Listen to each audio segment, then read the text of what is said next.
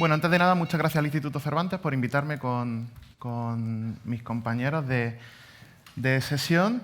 Bueno, antes de entrar en materia, quería trasladaros el contexto un poco, aunque Dolors lo ha rozado antes, de dónde venimos, ¿no? Realmente en 2008 hubo una crisis económica que afectó a casi todos los sectores de actividad y eso dio lugar a una crisis de participación a todos los niveles, bien en la sociedad, bien en las empresas, ¿no? Y concretamente desde el punto de vista empresarial, las marcas, las grandes empresas, vieron cómo no conseguían conectar con su consumidor, con su cliente y, en definitiva, hacían grandes inversiones en publicidad, en proyectos, en social media y no generaban el retorno que esperaban, ¿no? Pero es que internamente, dentro de las organizaciones, esa misma crisis de participación que venía de la crisis económica dio lugar a grandes problemas de compromiso en los empleados dentro de las empresas, ¿no?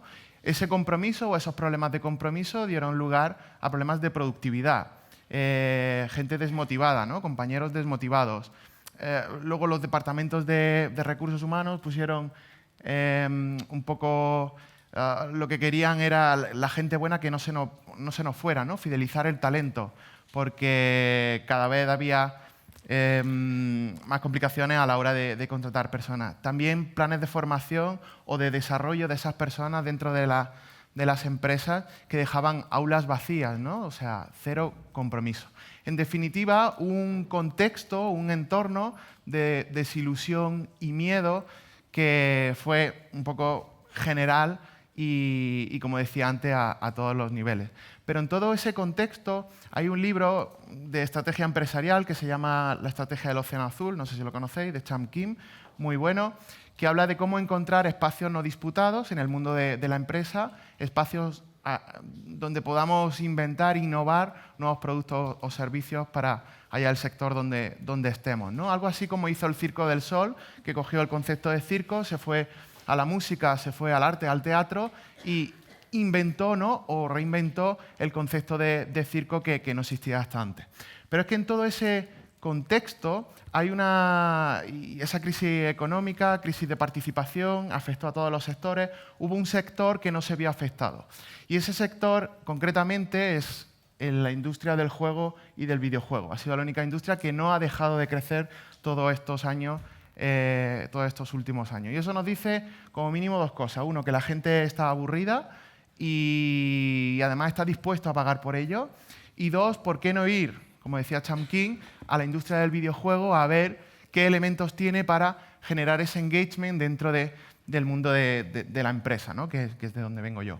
Y además, curiosamente, los juegos lo que tienen es esa capacidad de ilusionar, emocionar y motivar a las personas en cualquier contexto, ¿no? Y ahí es donde entra o apareció la palabrota esta de gamificación, que yo fui uno de los que habló con la RAE para decirle, oye, qué viene esto de gamification, ¿qué hacemos con él aquí en España, ¿no? Se habló de la recomendación de llamarlo ludificación, pero bueno, básicamente lo que han introducido mis compañeros, ¿no? Coger las mejores ideas que vienen del mundo del gaming y aplicarlo a cualquier contexto.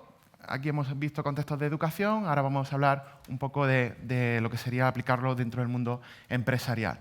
Cuando llega la palabra, se convierte rápidamente en tendencia y empiezan a salir sobre todo grandes empresas, grandes bancos, grandes aseguradoras que están dispuestas o quieren ser early adopters, ¿no? Adoptadores tempranos de esto de utilizar el juego dentro del mundo empresarial para generar engagement desde el punto de vista de clientes, ¿no? Donde teníamos a esos clientes o consumidores descomprometidos, y desde el punto de vista interno para mejorar la productividad, el rendimiento de nuestros empleados.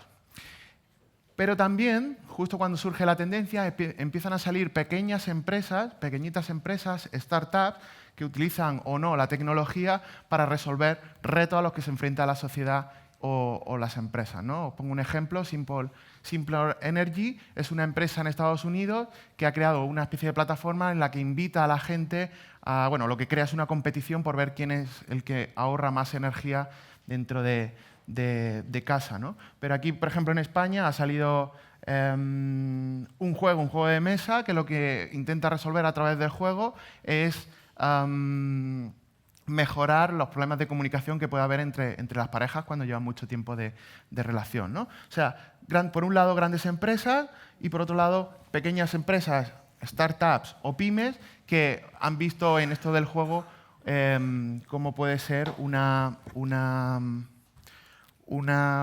herramienta para generar ese compromiso desde el punto de vista interno o externo.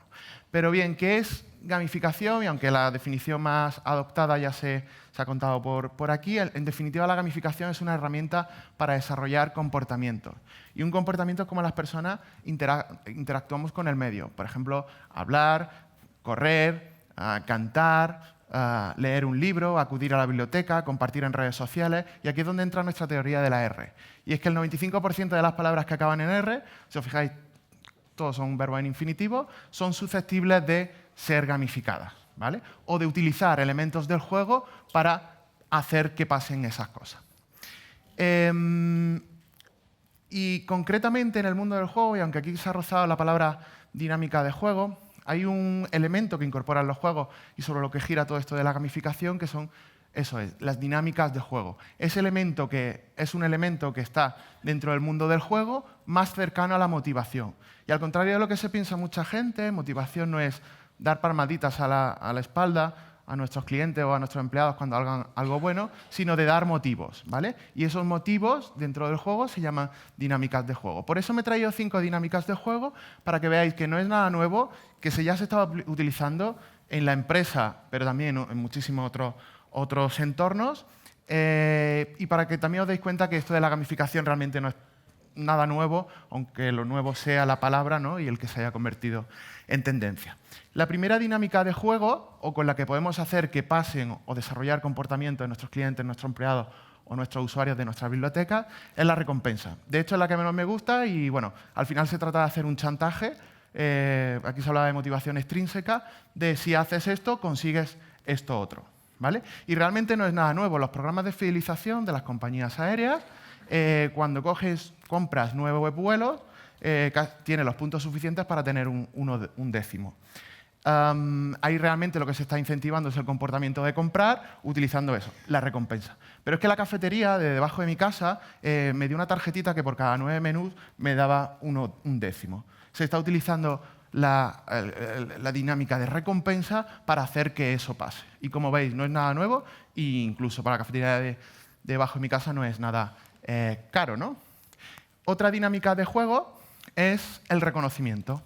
El yo soy mejor que tú, ¿vale? O jugar con el ego de las personas o introducir el concepto ego dentro de las personas para hacer que pasen esos comportamientos. Y realmente tampoco es nada nuevo. Programa de fidelización, tarjeta Iberia o cualquier compañía, oro, plata, platino, ¿vale? Estás jugando con el ego de la persona por que se convierta en un mejor cliente tuyo.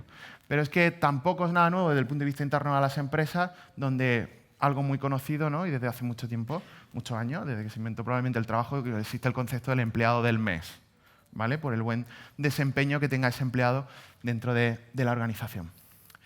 La tercera dinámica de juego se llama cita. Yo tengo un hermano pequeño, cuando él tenía 4 años, yo tenía 12, nuestra tele aún no tenía mando a distancia, estábamos un día sentados en el sofá y le dije, oye, Miguel, ¿por qué no te levantas y me enciendes la tele? Y se me quedó así mirando y me dijo, ¿y por qué no te levantas y le das tú? O sea, autoridad como hermano mayor, 0. El caso es que soy Tauro y yo dije, esto no puede quedar así. Y lo que le dije fue, pero Miguel, es que lo que no sabes es que exactamente tienes 5 segundos de reloj para levantarte, encender la tele y volverte a sentar. Y el tiempo empieza ya. ¿Sabéis cuánto tardó? 4 segundos. De hecho, eso se convirtió luego en una competición a lo largo de los meses por ver quién encendía antes la tele de distintos puntos de la casa.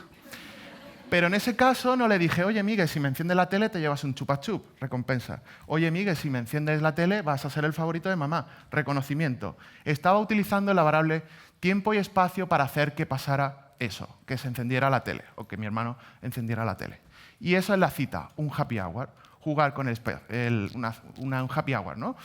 A una hora determinada, pues venir a mi establecimiento o a mi biblioteca y consumir o tener algo especial respecto si vas fuera de esa hora. Tercera dinámica de juego, cita. La cuarta dinámica de juego dice algo así como la escasez, y esto es algo que los juegos saben implementar muy bien. Básicamente consiste en jugar con la escasez de las cosas para hacer que pase. No sé si sabéis o si habréis escuchado que cada vez que Apple lanza un nuevo dispositivo, una nueva tableta, un nuevo teléfono, empiezan a salir noticias por el mundo de que ese dispositivo se está agotando. Y con los productos tan chulos que hace Apple y los ingenieros tan inteligentes que tienen, no me creo, después de tantos años, que aún no sepan hacer una buena previsión del stock. Ahí lo que están jugando es con el stock de los dispositivos para añadir un motivo adicional para que la gente se eche a la calle y se haga con él antes de que se agote, ¿vale? Cuarta dinámica de juego, jugar con el stock de las cosas para hacer que esos comportamientos pasen. Quinta dinámica de juego, o elemento que podemos heredar del juego para hacer que pasen o desarrollar comportamientos, o palabras que terminen en R, recordad, es la progresión. Y esto es algo que los juegos implementan muy bien, ¿no? En un juego tú tienes los objetivos a corto, medio y largo plazo de manera muy visible. Cada segundo o minuto que empleas dentro de aquel juego, sabes que estás un poquito más cerca de ese gran objetivo, que puede ser rescatar a una princesa o un príncipe, ganar el campeonato de Fórmula 1, acabar con un malo malísimo, pero tú sabes cómo cada pasito que das dentro de aquel entorno virtual o no, estás un poco más cerca de tu gran objetivo, ¿no? Algo así como en el mundo de la empresa podrían ser los planes de desarrollo, dentro de desarrollo de personas, ¿no? De ir escalando puestos de trabajo para convertirte en superjefe, ¿no? Como veis, son cosas, conceptos que están ahí, que están en el mundo del juego, que son los que hacen que la gente juegue y no pare de jugar. ¿Por qué no heredar algunos de estos conceptos y aplicarlos como se han estado aplicando hasta ahora? De hecho, la gamificación va de eso, ¿no? De coger 2, 3 dinámicas de juego, las adecuadas según nuestro perfil de jugador, hacer así y crear una experiencia altamente participativa o comprometedora en aquellos comportamientos que necesitamos en cada entorno. Como os decía, la gamificación no es nada nuevo. Mi madre me hacía el avión para que me comiera las lentejas. Creo que luego Isidro va a hablar algo de esto. No me gustaba nada leer, lo siento, yo sé que aquí hay muchos bibliotecarios. Cuando me mandaban a leer el barco de vapor o el Duende Verde, lo dejaba para último día, me leía la contraportada y generaba una redacción de 2 hojas, no sé todavía cómo lo hacía, pero cuando llegaba a mi poder Elige tu propia aventura de Timon Mas, que no sé si os acordáis, yo era el protagonista de mi historia. Yo era el que decidía cómo iba a acabar aquello. No se estaba utilizando tecnología, simplemente una aventura decisional donde me daba esa lectura me daba a mí el control y el poder. Y era una experiencia totalmente diferente a ese barco de vapor, ¿no? y Duende Verde. Realmente, como habéis visto, la gamificación no es nada nuevo, ni para la empresa ni para el hogar. Lo que sí es cierto que el uso de la tecnología nos permite crear experiencias más sofisticadas que no más complejas, ¿no? Y más cercanas al juego para aún hacer experiencias más enriquecedoras, ¿no? Y ahí es donde la generación, sobre todo de millennials o Z, que comentaba Dolors, es donde tienen mucho que decir y donde parece que todo esto cobra muchísimo más sentido, ¿no? Y de esto va la gamificación, de combinar esas dinámicas de juego para hacer que pasen cosas, ¿no? Por poner algunos ejemplos, solo me he traído un par de ellos, sin explicar mucho detalle, aunque podéis consultarlo por ahí en Internet. Hemos desarrollado, por ejemplo, una experiencia basada en el laberinto para que la implantación de procesos dentro de la organización, que normalmente es un rollo y que todo el mundo dentro de la organización suele pasar, es decir, cuando implanta una nueva forma de trabajo con unas plantillas, unos procedimientos y tal. Hemos creado uno de esos ejemplos de un formato nuestro de proyecto, es el laberinto, ¿no? Donde invitamos a la gente no que consuma esos procesos y esas plantillas y esos procedimientos, sino que los invitamos a que escapen de un laberinto. Combinamos tecnología para hacer que eso pase, que esos comportamientos de ir a la intranet, consultar esos procesos, utilizarlos, etcétera, combinando 3 dinámicas de juego: recompensa, reconocimiento y escasez, ¿vale? Y eso es el laberinto. Pero otra de esas posibles soluciones que hemos entendido que podíamos heredar del mundo del juego es lo que hemos creado para generar entrenar a las personas de las empresas. No se van de las empresas, se van de sus jefes. Hemos creado Amigotchi, básicamente heredado del concepto Tamagotchi, donde encerramos a una persona de verdad dentro del móvil y tú tienes que convivir con él. Tú tienes que evidenciar una serie de comportamientos para mantener su compromiso y su desempeño, combinando esas dinámicas de juego, ¿vale? Nuevamente, nosotros sí utilizamos bastante la tecnología para crear esa experiencia más cercana al juego. Y aunque aquí ya se ha hecho referencia también, ¿no? Hay como 2 vertientes de la gamificación. La primera de ellas es la implementación de esos puntos, medallas y rankings, ¿vale? Es lo más fácil de heredar del mundo del juego. Gartner dice que el 80% de los proyectos de gamificación van a fracasar, es decir, se van a hacer y no van a alcanzar su objetivo en la gran empresa, y pocos me parecen que son. De hecho, nada más hay que comprobar que en cualquier marketplace de cualquier móvil hay cientos de miles de juegos, y solo 5 o 10 generan ese engagement. Y el resto están incorporando esas mismas dinámicas y mecánicas de juego, ¿sí? Si nos estamos yendo a esa industria para copiar lo mejor, hay algo que nos está diciendo que no solo podemos copiar esas mecánicas de juego, sino que hay algo más. Y hay algo más es lo que estamos intentando encontrar en algo que también introducía Dulor, es más en la capa artística de los proyectos. Esa capa de storytelling, de guión, de ilustración, de look and feel, de cómo suena el proyecto o cómo se escucha, ¿vale? Y con eso es con lo que estamos intentando llamar a la acción y generar engagement en nuestros jugadores, ¿no? Clientes o empleados de nuestros propios clientes. Se hablaba también, o antes se introducía un poco, que claro, que estos proyectos, sobre todo en el ámbito empresarial, son para ser rentabilizados. Es decir, si invertimos €1, pues €1 en gamificación, pues que aquello nos dé como mínimo 2. Como os he dicho antes, la gamificación es una herramienta para desarrollar comportamientos. En el mundo de esa empresa, generalmente esos comportamientos deben impactar bien en el negocio o bien en las personas, ¿vale? Si impactan en el negocio, es más fácil cuantificar que si he hecho €1 en gamificación para captar a un nuevo segmento de cliente, por ejemplo, más millennial, pues tengo que recuperarlo con ventas que le hago a ese segmento, ¿no? En el apartado de personas, ¿no? O de desarrollo de personas, es un poco más complicado porque al final hay una serie ahí de intangibles, ¿no? Pero sí se sabe que si desarrollamos a las personas, nuestra empresa acabará siendo más productiva y más eficiente al final para el negocio. Pero al final hay que partir, como decían también por aquí mi compañera, de un objetivo: qué queremos gamificar, del qué queremos gamificar, qué comportamientos, ¿vale?, necesito tocar o desarrollar en personas, y todo eso medirlo y cuantificarlo para que cuando lo pongamos en marcha saber si realmente hemos aumentado la afluencia en nuestra biblioteca en usuarios o nuestros clientes leen más libros al mes, ¿vale? Al final, lo que os decía, la gamificación es una herramienta, sobre todo en el mundo empresarial, de hacer que las cosas pasen. Cosas que en ese contexto oscuro, siniestro de miedo y desilusión del que veníamos, nos cuesta mucho llegar a nuestro cliente, a nuestros clientes, nos cuesta mucho llegar a nuestros empleados.